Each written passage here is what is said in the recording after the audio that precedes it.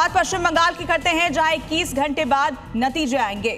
लेकिन उससे पहले सियासी घमासान जारी है। टीएमसी बीजेपी के बीच काउंटिंग से पहले स्ट्रांग रूम को लेकर जबरदस्त विवाद छिड़ गया है। कोलकाता के विधाननगर में बीजेपी और टीएमसी के कार्यकर्ता आपस में भिड़ गए।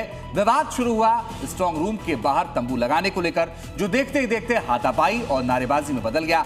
हालात इतने बेकाबू हो गए कि सुरक्षा बलों को लाठीचार्ज तक करना पड़ा।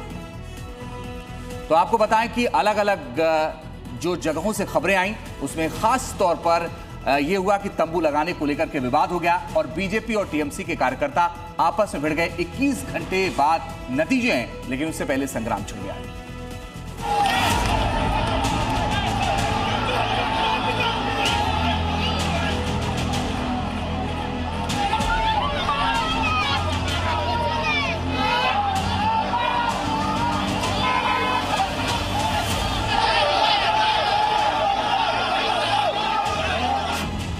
पश्चिम बंगाल में मतदान खत्म हो चुका है, लेकिन तनाव अभी भी बरकरार है। कोलकाता के विधाननगर यानी सॉल्ट लेक में स्ट्रांग रूम के बाहर सियासी संग्राम देखने को मिला। वहां बीजेपी और टीएमसी कार्यकर्ता आमने सामने आ गए। जानकारी के मुताबिक दोनों पार्टी के कार्यकर्ता स्ट्रांग रूम के बाहर तंबू लगाना चाह रहे थे। दोनों दल अपने अपने कार्यकर्ताओं की मौजूदगी सुनिश्चित करना चाहते थे, लेकिन बात बहस से आगे बढ़कर हाथापाई तक पहुंच गई।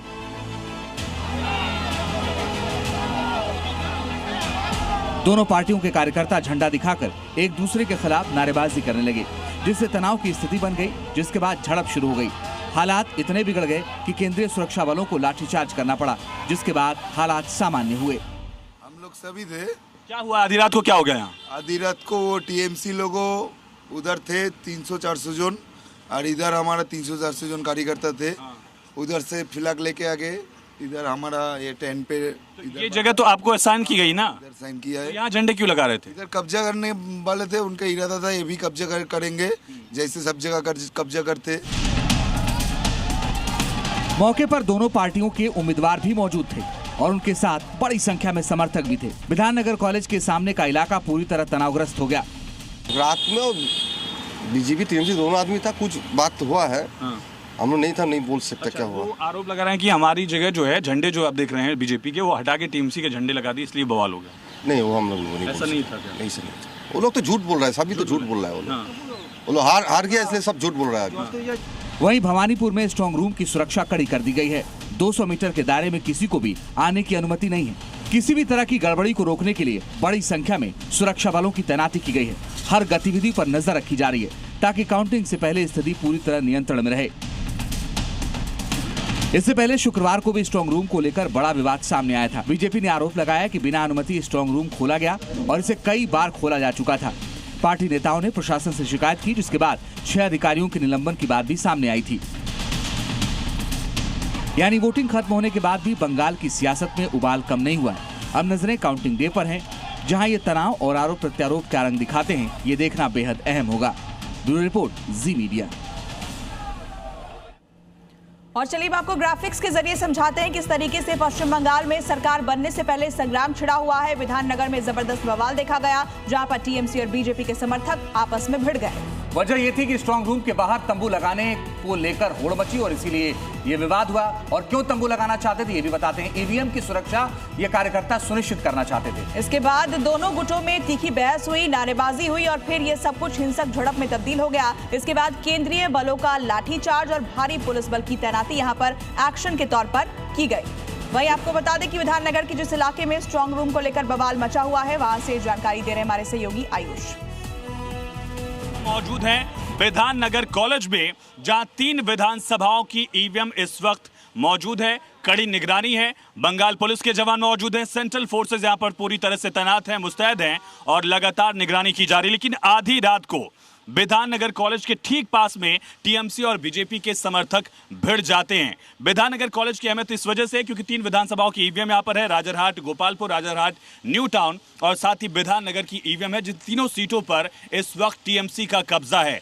लेकिन बवाल क्यों हुआ, ये आपको समझाने के लिए हम आपको ठीक इस स्ट्रांग रूम से मुश्किल से 50 मीटर दूर लिए चलते हैं।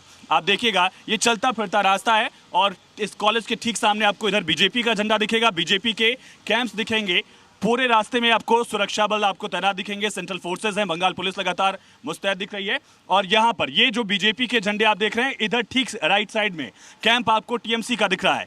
स्ट्रांग रूम की निगरानी के लिए अंदर तो जो एजेंट्स हैं वो रहते हैं, लेकिन यहाँ पर कार्यकर्ताओं को रखा गया है।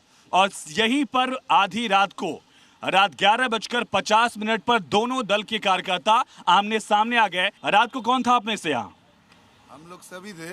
क्या हुआ आधी रात को, क्या हो गया यहाँ? आधी रात को वो टीएमसी लोगों उधर थे 300-400 जन, और इधर हमारा 300-400 जन कार्यकर्ता थे। उधर से फ्लैग लेके आ गए, इधर हमारा ये टेंट पे ये जगह तो आपको असाइन की गई ना, इधर साइन किया है। यहाँ झंडे क्यों लगा रहे थे? इधर कब्जा करने वाले थे, उनका इरादा था ये भी कब्जा करेंगे। देखिए यहाँ पर बीजेपी के झंडे लगे हुए हैं और ये कैंप असाइन है। एक तरफ बीजेपी का कैंप है और ठीक इसके पलट आप देखिएगा वहां पर टीएमसी का कैंप है, टीएमसी के झंडे लगे हैं। आरोप यह है कि टीएमसी के कार्यकर्ता वहां से आते हैं और यहाँ पूरी तरह से बीजेपी के झंडों की जगह टीएमसी के झंडे लगा दिए जाते हैं। आधी रात को बवाल हुआ और काउंटिंग से पहले इस तरह की सियासी गर्माहट जो है वो कलकत्ता की सड़कों पर महसूस की जा सकती है। सबसे बड़ी चुनौती होगी कि मतगणना के दिन भी शांति बहाली की कोशिश कामयाब रहे। कैमरामैन एस जयदीप के साथ आयुष सूर्यवंशी, कोलकाता। और पश्चिम बंगाल की सबसे हाई प्रोफाइल सीट भवानीपुर में भी सुरक्षा के सख्त इंतजाम किए गए। देखिए हार्दिक दवे की रिपोर्ट। बंगाल में मुख्यमंत्री ममता बनर्जी और बंगाल बीजेपी के सबसे बड़े चेहरे शुवेंदु अधिकारी की किस्मत से इस वक्त जी मीडिया की टीम सिर्फ 200 मीटर की दूरी पर मौजूद है। और इस 200 मीटर की दूरी को पार करना इतना आसान नहीं, क्योंकि यहाँ पर 3 लेयर की सिक्योरिटी है। जैसा कि आप देख सकते हैं, ये सखावत गर्ल्स मेमोरियल स्कूल है और यहाँ पर भवानीपुर सीट के मतदाताओं की ओर से जो मत डाले गए हैं, जो वोट डाले गए हैं, वो स्ट्रांग रूम के अंदर अभी कैद हैं। 3 लेयर की सिक्योरिटी है और इस वक्त जो आप देख रहे हैं तस्वीरें, ये एक एक्स्ट्रा लेयर है जिसे आप 4th लेयर की सिक्योरिटी कह सकते हैं। यहाँ पर returning officer, assistant returning officer, observer और जितने भी राजनीतिक दल के प्रतिनिधि हैं, यानी कि जो उम्मीदवार हैं और उनके साथ में उनके जो चुनावी एजेंट्स हैं, उनके अलावा कोई भी इस सिक्योरिटी लेयर को पार नहीं कर सकता। इस 200 मीटर की दूरी को हम पार करने की कोशिश करेंगे और आपको दिखाने की कोशिश करेंगे कि यहाँ पर इस वक्त धारा 163 लागू है, यानी कि 5 लोगों से ज्यादा यहाँ पर लोग इकट्ठा नहीं हो सकते हैं। इसके अलावा यहाँ पर आप देख सकते हैं न केवल सीएपीएफ की तैनाती है, सीएपीएफ के पास यहां पर आप देख पाएंगे कि बहुत ही एडवांस वर्जन AK-47 है। राइफल के अलावा कोई भी अगर यहां पर इस तरह की घटना होती है जिससे निपटना पड़े, उनके पास पूरे इंतजामात हैं। साथ ही साथ जो राज्य पुलिस है उसकी मौजूदगी है, कोलकाता पुलिस की मौजूदगी है, बंगाल पुलिस के यहां पर बहुत सारे जवान तैनात हैं। बताया जा रहा है कि जब सुप्रीम कोर्ट ने ममता बनर्जी की ओर से, टीएमसी की ओर से जो याचिका थी उसको खारिज किया, उसके बाद चुनाव आयोग ने यहां पर 77 पुलिस पर्यवेक्षक जो हैं उनकी तैनाती और बढ़ा दी है और इसी के साथ 165 जो अतिरिक्त पर्यवेक्षक हैं उनकी तैनाती भी इस पूरे एरिया में बढ़ चुकी है। एक एक करके हम आगे बढ़ते जा रहे हैं। यहां पर जो आसपास रहने वाले लोग हैं केवल उनको यहां से आने जाने की इजाजत है, इसके अलावा और कोई नहीं जा सकता। आप देख सकते हैं दुकानें अभी सारी बंद हैं और अब हम लगभग वहां पर पहुंच चुके हैं जहां पर 3rd लेयर की सिक्योरिटी मौजूद है।